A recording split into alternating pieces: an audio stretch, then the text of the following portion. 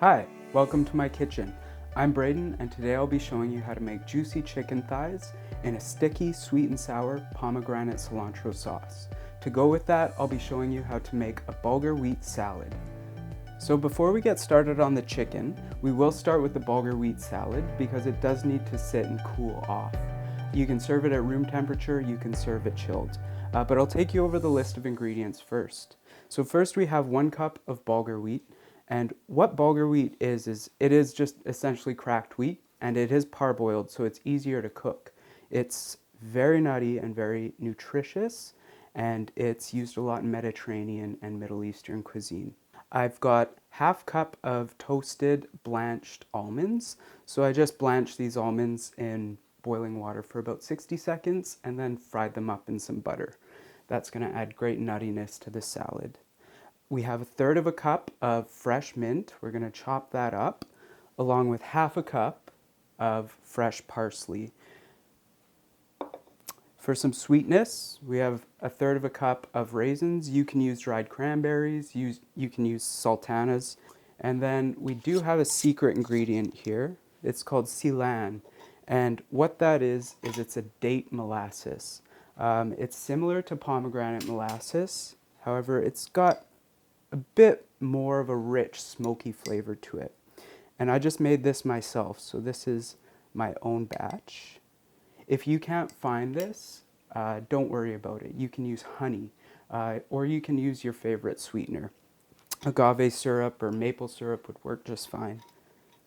And then we have pomegranate molasses. We're going to need about 1 tablespoon of that. And along with that, we have some extra virgin olive oil for the dressing and the juice of 1/2 of a lemon. Okay, so we'll begin by cooking the bulgur wheat. So in a medium-sized saucepan, all you want to do is you want to put in your bulgur, and we need 1 1/4 cups of water. Pour that in. And now what I like to do for extra flavor is I take 1 teaspoon of chicken base and I just add that right to the pot, and that's going to give us great flavor. The bulgur wheat will soak up all of that stock. So what we want to do is bring this to a boil over high heat. And once that's boiling, we're going to cover with a lid and we're going to lower the heat all the way down to low. We're going to cook this almost like rice. So we're going to simmer it covered for 12 minutes and then we're going to turn the heat off completely. Cover it.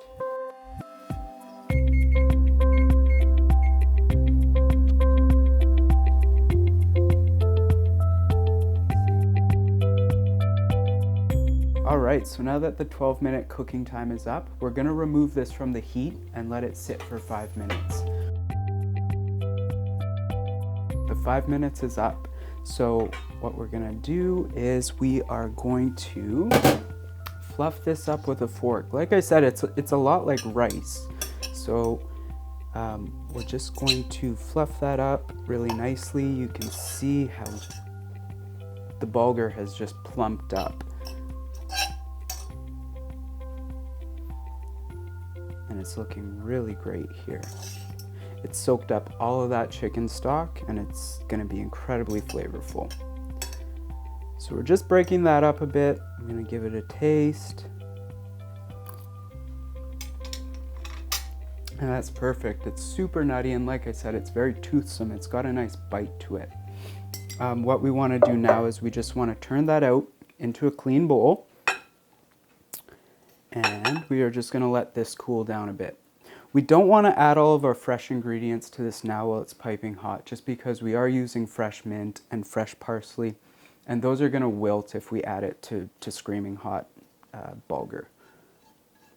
All right, so now what we're going to do is set this aside to rest and to cool down. And while that's cooling down, we're just going to toss it occasionally, just so it doesn't clump together and become a giant mess. All right, so what we're going to do first is we're going to get some of our herbs chopped up. And I'm going to start with the parsley. And you're just looking for a rough chop here. You don't need it super fine. You want to see nice big pieces of parsley in your salad. because it adds such great freshness. All right, so we'll set that aside. Now we're gonna do the same with our mint. So the same thing, you don't wanna go super fine with the mint. You want nice big pieces. Oh, and it's so fresh. You can smell the mint as soon as you start cutting it. It's amazing. The salad's really vibrant and flavorful, and it's got a very nice sweet and sour flavor. I'll be taking you over what to do with the vinaigrette here. So what we want first is 2 tablespoons of extra virgin olive oil. Just into a small bowl. And get good quality extra virgin olive oil for this. We're not cooking this anymore, so you want that flavor to really shine. We're going to be going in with our pomegranate molasses now, a tablespoon of that. And this adds a tartness, but it also adds very subtle sweetness. Pomegranate molasses is great. It's got such a nice fruity flavor. And I always have a bottle on hand. You can use this in marinades. Look at that. And a little tip, when you're measuring things out, I like to start with my oil because after you put something sticky into your measuring spoon, the oil just lets it slide right out. All right, and now we are gonna go in with our date syrup, our silan, and we want 1.5 tablespoons of that. And again, if you can't get your hands on this, just use honey. You can also use your favorite sweetener. Agave syrup or maple syrup would work really nicely. And now we just want to whisk this all together. And at first you're going to be doubtful. It's going to be like broken and it's not going to come together, but just keep whisking. You got to trust me, and eventually it will all come together. And if it breaks again, just whisk it up again. As soon as you throw it onto the bulgur wheat, it's all just going to soak in and it's going to do its job. All right, so that's the consistency we're looking for. It's nice, it's runny, but it's not too runny. Okay, like I said, we just want to fluff this up with a fork. Occasionally, see how the steam just comes up from under it? Yeah, you don't want that steam to collect too much, otherwise things will start getting gummy. You want your grains nice and separate. And so we also need the juice of 1/2 a lemon. Now I don't put the lemon juice into the vinaigrette. I tend to just squeeze this over the salad at the end, just before I season it with salt and pepper. So I'm just gonna go ahead and juice 1/2 this lemon. We're gonna save the other 1/2 for our chicken that we're gonna be dealing with here momentarily. But I love this trusty little pit catcher. This juicer, it catches all the lemon pits. And it fits perfectly over my bowl. Just like that, it's juiced. All right, so our bulgur has cooled down enough. And now we're just gonna toss the salad together. It's so simple. We're just gonna go in with our fresh herbs. All of them. We're gonna go in with our raisins and our fried nuts. You can use whatever nuts you like here. You can use pine nuts, walnuts. I just really like blanched almonds. Plus I have a bunch of almonds on hand. So before we add our dressing, we're just gonna mix everything up. Oh, this smells so good. You can really smell the mint and the parsley.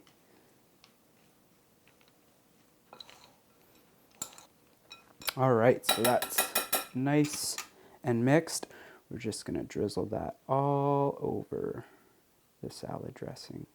Oh yeah, that looks great. And we're just gonna toss that together. And the bulgur is really gonna soak up this dressing and it's gonna be so flavorful. This is a great salad that you can serve cold or at room temperature. It gets better as it sits in the fridge. Once we get all the bulgur wheat coated with the dressing, we are going to go in with the juice of half of a lemon. And that's going to add such nice acidity. So we really got the sweet and the sour flavor profile going on in here. All right, so now I'm going to taste it for seasoning. Oh yeah.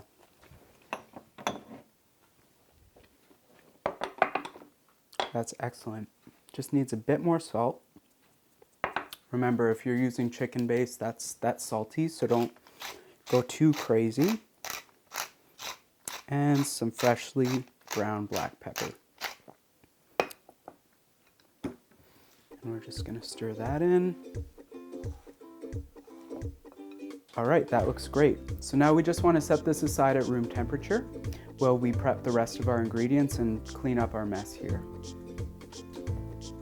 Before we really start messing with the chicken, what you want to do about half an hour to 45 minutes before you actually plan on cooking your chicken is taking it out of the fridge and setting it on the counter. That way it can come to room temperature.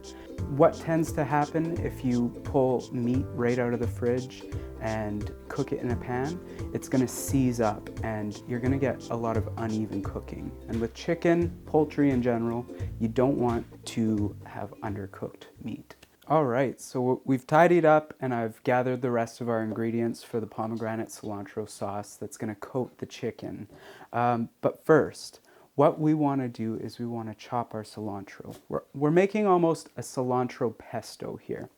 And what we want is a rough chop on this. Cilantro tends to wilt when it gets exposed to heat. So in order to aid in that, we are going to leave it in a bit bigger pieces. So we need about 1.5 cups of cilantro, and we're going to divide that. We're going to use about 1.25 in the actual cooking, and then we're going to garnish with the remaining 1/4 cup. You'll see. You'll see why. So we're just going to move that to a bowl. And then what I like to do with a whole bunch of cilantro is kind of go down. You don't want to get too many of the stems. I mean, cilantro stems tend to be a bit more tender than, say, parsley stems. So it's fine if you get a few in your cooking, but we want more leaves than we have stems. It's so fresh. I love this. This dish is so great. You can cook it on a weeknight, you can cook it for a crowd. It's really impressive and it's always a go-to of mine. All right, there we go. Our cilantro's all chopped up. If you recall, we saved the other half of that lemon from the salad. We are going to just juice this. You need about 2 tablespoons of lemon juice for this sauce. And that half should do it. We'll see. This was kind of a small lemon, so we'll see what we get from it. All right. You might need a bit more lemon juice.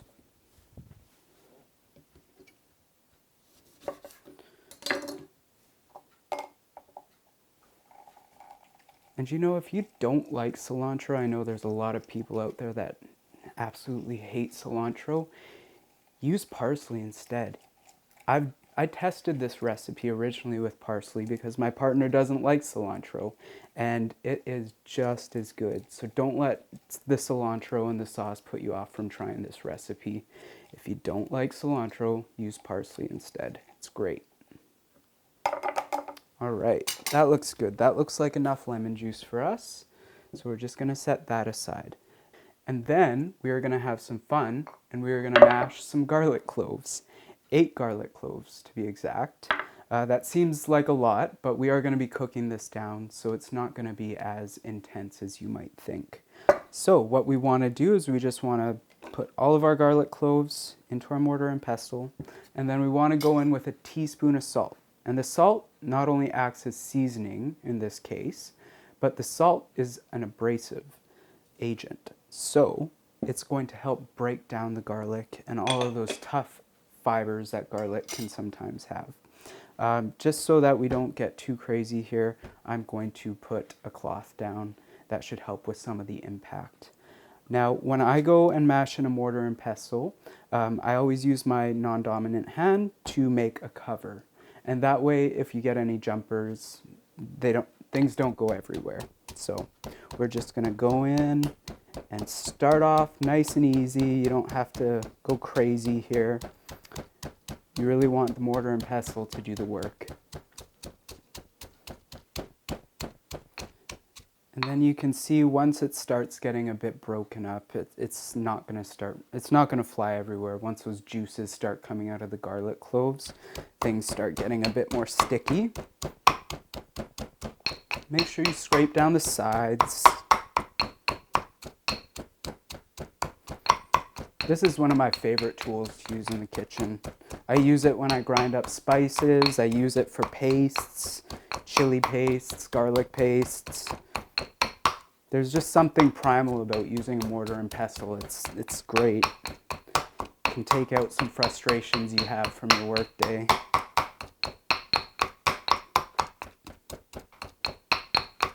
All right, that's looking good. That's the consistency we want. Here, I'll show you. I usually just go in with my hand, it's clean. But you want a nice, smooth paste. You're gonna have a few kind of chunks in there, that's fine, but for the most part it needs to be like a pulp, nice and smooth. So we're just gonna set that aside. So that's really all we need for the sauce ingredients. We've got 9 boneless, skinless chicken thighs here. We've prepped all of our sauce ingredients, and now really we just need to cook this and get everything put together. So all we want to do with our chicken thighs is we want to season them with some salt and pepper on both sides, and we just want to go from a height so that the salt and pepper spread evenly over the meat. You don't want to go low, otherwise you will have just parts of the chicken seasoned. You want it all to be seasoned. So we're just gonna do some pepper. And salt and pepper is basic, but it's really all you need with the flavorful sauce that we're gonna make. And with some clean tongs, I'm just going to go and I'm gonna flip the chicken over. And we're gonna do the exact same thing on the other side. We are gonna need to cook the thighs in 2 batches, and you can cook them in 2 separate pans, but there is one important ingredient that I haven't listed, and I will show you that when the time comes, but it's crucial to the flavor of the sauce. And using one pan and just taking a little bit longer to cook in 2 batches will do wonders, and it's definitely recommended. So what we want to do is we want to go in with 3 tablespoons of olive oil, and I just usually eyeball it. About 3 tablespoons. And we want to turn our stove on to medium-high heat. Now I can usually get about 6 or 7 chicken thighs in this good size pan, and then you're left with just a few more thighs. So the cooking time on the second batch may be a little bit less than the first batch, but generally what we're looking for is 6 minutes on each side. You'll see the cooking move its way up into the middle of the chicken, and you can generally tell then that it needs to be flipped. But as a rule of thumb, go with 6 minutes per side and you should be good. So we're just gonna heat up our oil here, and once that's hot, we're gonna go in with our chicken. So we're going in with our thighs. That's the sound you want to hear.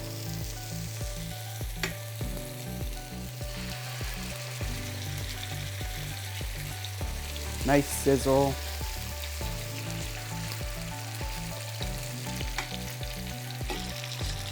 So now we're just going to let that cook for 6 minutes, and then we're going to flip it, and then we're going to toss it onto a clean plate and cover it And then we'll repeat and do the same thing with our second batch.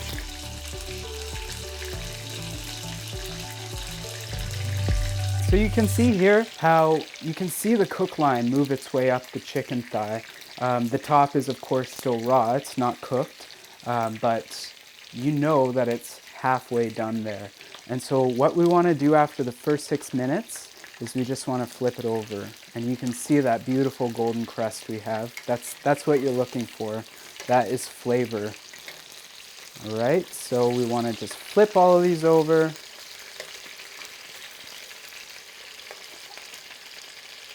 And we want to let that go for another 6 minutes. And I forgot to mention that to get that nice golden crust, you don't want to be playing around with the chicken. You don't want to be moving it around. You just want to leave it and let it do its thing. Let it have as much contact with the surface of that pan as it can. And that's how you get a really good golden crust. Our second batch of chicken is cooked. I'm just going to turn the heat off. And this is our first plate of chicken here. And we are just going to turn this out onto the same plate. And we're just going to keep that aside, covered, while we work on our sauce ingredients. So now, if you remember, I told you that we have a special ingredient that is going to take our sauce from here to here, is this. All of these pan juices, all of these brown bits, all of that fond is going to add so much intensity and flavor into our sauce. The sauce moves really quickly, so we are just going to whip things into the pan and we'll be plating up in no time. So I'm just going to put my heat back on and I'm going to drop it down to low. We're going to go in first with our garlic paste. And you don't need the heat to be super high here. We're working with delicate ingredients like the garlic and the cilantro, so you don't want to overcook them. Now we're going to go in with most of our cilantro. Again, we want to keep about a 1/4 cup of cilantro left over. And you're going to cook this and toss it all together, mixing the garlic and the cilantro for no more than a minute. So really, once everything is incorporated, once that cilantro and garlic paste are evenly mixed through with all of that fat and all of those brown bits, you know you're good to go. We can proceed with the next step. And so next, we're just going to go in with all of our chicken thighs. So this is the beautiful herbaceous pesto that we have now. Cilantro and garlic. Best smell ever. Go in with all of our chicken. And see all of these pan juices? That is money right there. We're going to go in with those too. Make sure you get all of that flavor in there. And now all we're going to do is we are going to coat these chicken thighs in this pesto. So you do kind of have to just maneuver around and grab some of the pesto, slather it onto the chicken. I like working with tongs here. It's the easiest. And, you know, just turn the chicken around a few times. Again, we're working over really low heat here, so nothing too high that's going to burn our ingredients.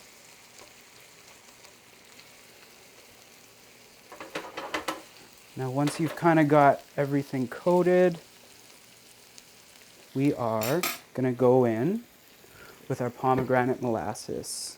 So we want to go in with 2 tablespoons of pomegranate molasses. And you just want to drizzle that over all of the chicken thighs. 2 tablespoons, a little more is not going to hurt. And so what the pomegranate molasses is going to do is it's really going to thicken up and it's going to start caramelizing all the sugars in it. And it's going to start getting really sticky and nice, and it's going to start coating our chicken.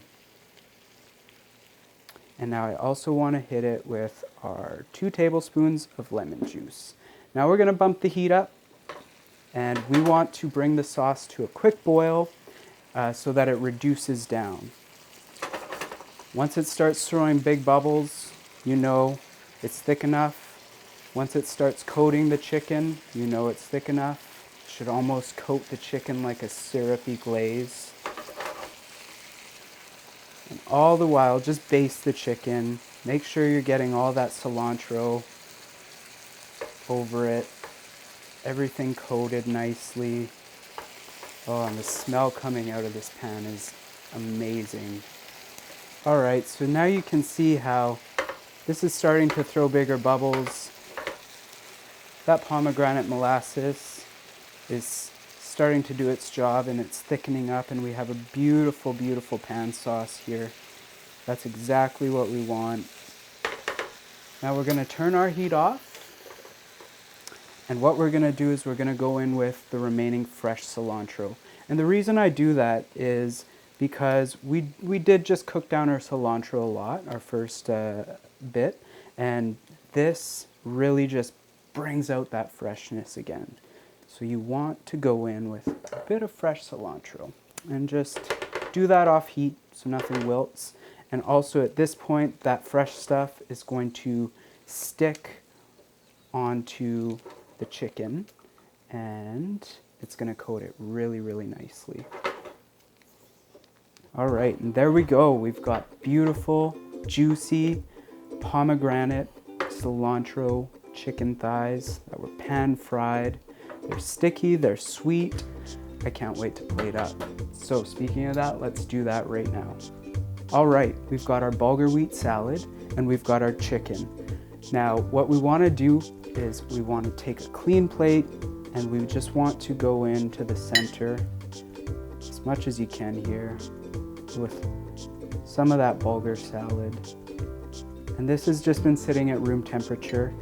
It's completely fine. You can refrigerate this and serve it that way. You want to pile it up nicely.